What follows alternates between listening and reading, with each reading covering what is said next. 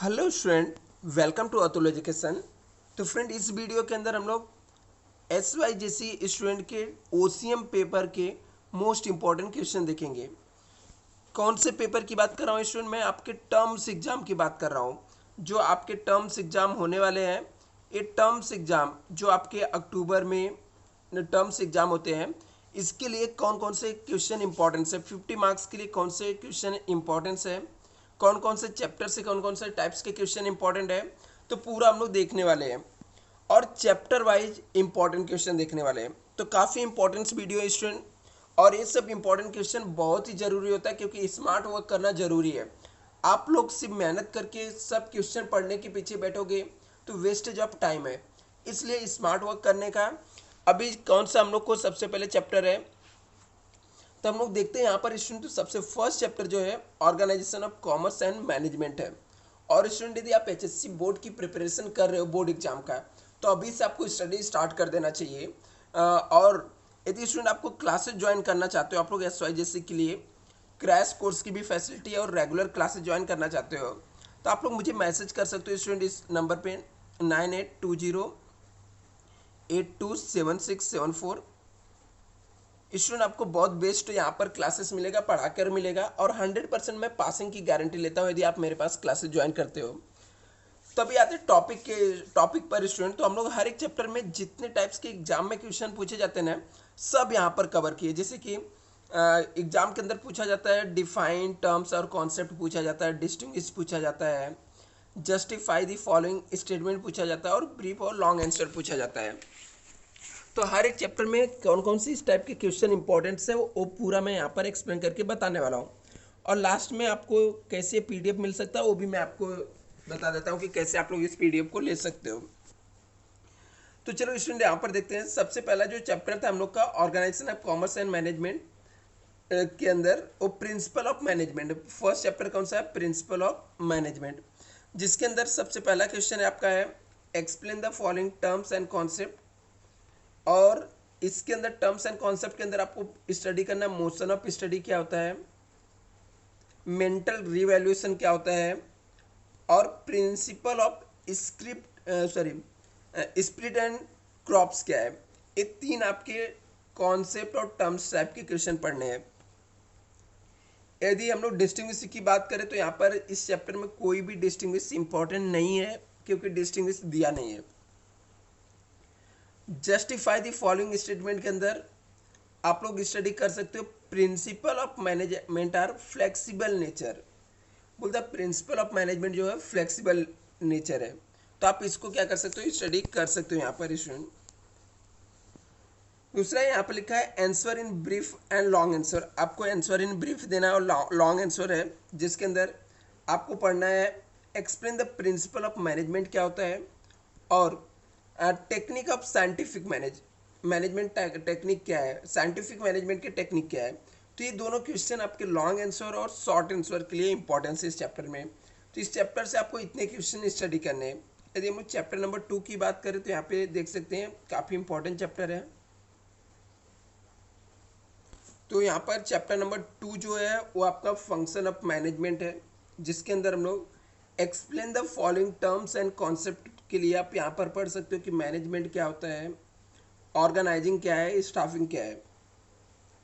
और यदि हम लोग डिस्टिंग्विश बिटवीन की बात करें तो यहाँ पे डिस्टिंग्विश बिटवीन आपको इतने सब जितने भी है इसमें से कोई ना कोई तो एग्जाम में आपको कंफर्म ही आता है स्टूडेंट, इसी में से आता ही आता है डिस्टिंग्विश। तो आपको प्लानिंग या ऑर्गेनाइजिंग का डिस्टिंग्विश पूछ लेगा, स्टाफिंग या डायरेक्टिंग का। तो आपके पूरे चैप्टर में एक ही डिस्टिंग्विश भी दिया है, एक ही डिस्टिंग्विश दिया है स्टूडेंट, वो पढ़ लेने का planning, organising, directing, staffing, controlling का। और उसमें से एग्जाम में एक क्वेश्चन आपको आएगा ही आएगा। अब यहाँ पर जस्टिफाई द फॉलोइंग स्टेटमेंट है, आपको जस्टिफाई करना है। उसके लिए जो इंपॉर्टेंट क्वेश्चन है वो है आपका planning is the first function of management. बोलता है प्लानिंग जो है वो फर्स्ट फंक्शन ऑफ मैनेजमेंट है।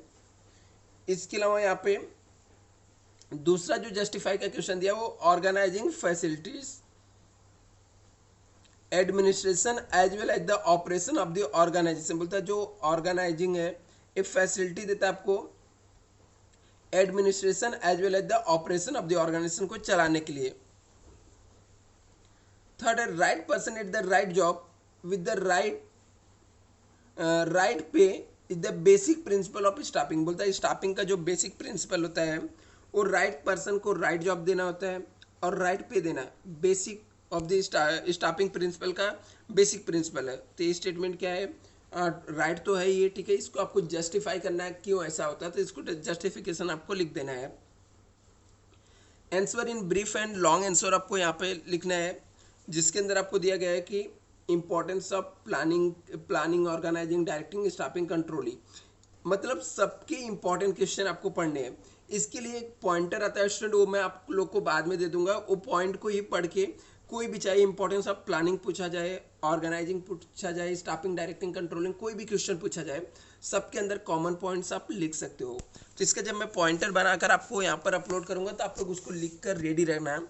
ये बहुत ही इंपॉर्टेंट क्वेश्चन है स्टूडेंट, इसमें से आपको एक लॉन्ग आंसर और एक शॉर्ट आंसर कभी कभी पूछ लिया जाता है, और सिर्फ आपको एक ही मतलब पॉइंटर आपको है कुछ कॉमन पॉइंट्स वो पढ़ लेने का, चाहे वो प्लानिंग का पूछे तो भी सेम लिखने का, ऑर्गेनाइजिंग का पूछे तो भी सेम लिखना है, स्टाफिंग का पूछा तो भी सेम लिखना है, डायरेक्टिंग कंट्रोलिंग किसी का भी पूछे। तो मतलब एक यहाँ पर डिस्टिंग्विश कंफर्म आपको मिलने वाला है, एक इंपॉर्टेंस आपको पूछा जाएगा और सबके लिए कॉमन पॉइंट्स होता है स्टूडेंट। तो मैं कॉमन पॉइंट्स आपको दूंगा तो आप लोग कर लेना।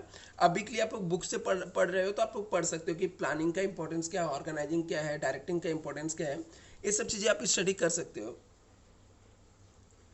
चैप्टर थर्ड जो है एंटरप्रेन्योरशिप डेवलपमेंट है, जिसके अंदर एंटरप्रेन्योर क्या होता है, एग्रो टूरिज्म क्या है, स्टार्टअप क्या है, ये तीन कॉन्सेप्ट आप स्टडी कर सकते हो।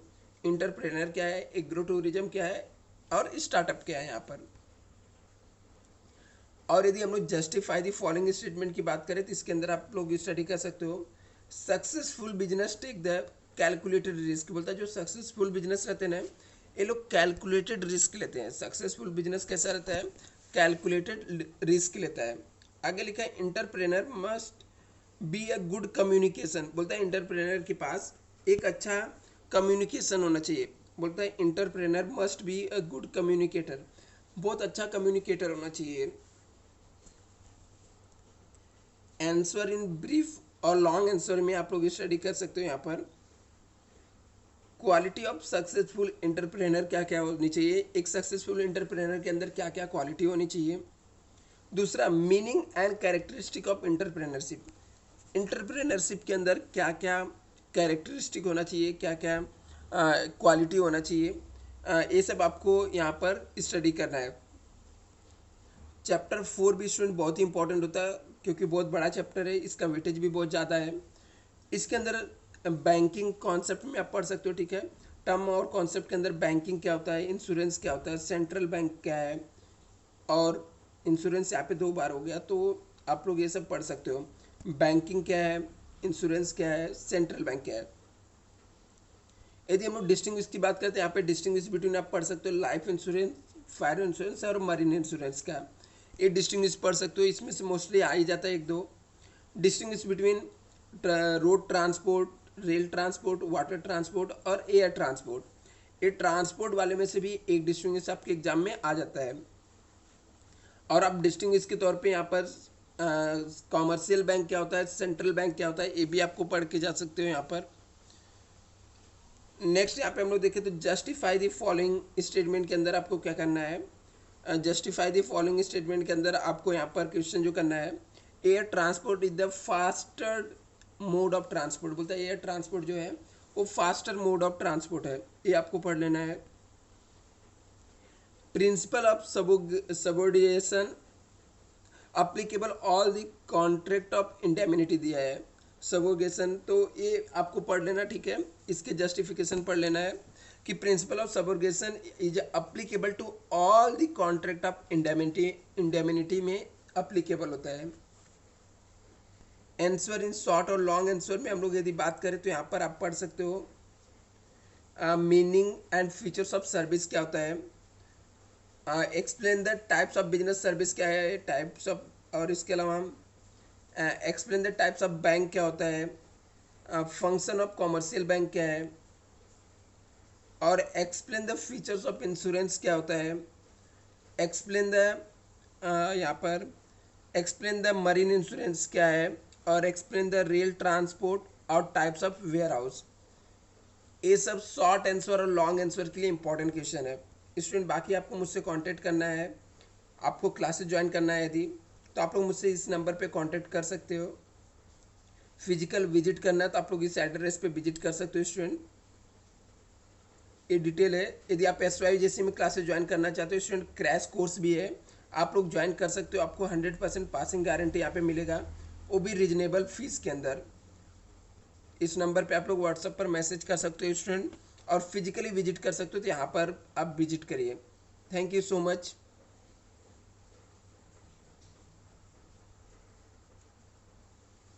यदि इस क्लासेस की बात करें स्टूडेंट, तो क्लासेस का नाम है चित्रा क्लासेस, ठीक है। एड्रेस की बात करूँ मैं यहाँ पर, तो यहाँ पे saint Francis, near saint Francis school, Laxman Nagar, Kurar village, Malad east में है क्लास।